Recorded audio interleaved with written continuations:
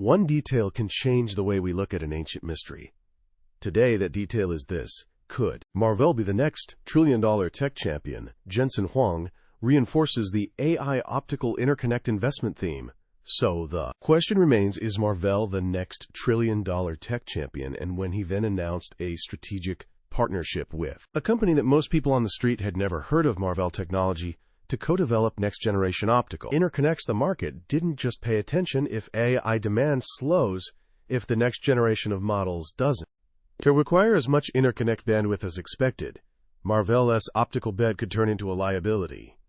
It was a story about a technology, optical interconnects, that has been overlooked for years but is now emerging as the next critical bottleneck.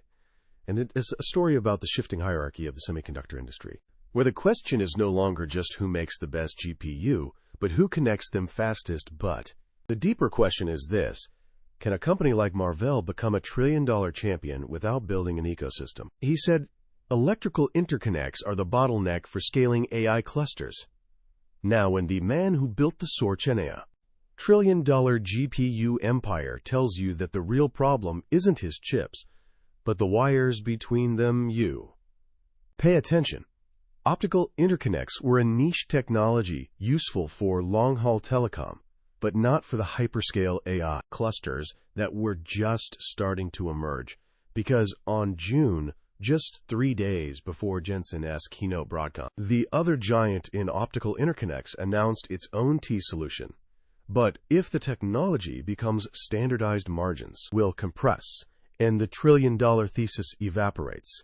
But if the next constraint is how fast GPUs can talk to each other, then the company that owns the interconnect technology becomes just as important. They have technology, but technology alone is not enough to sustain a trillion-dollar valuation.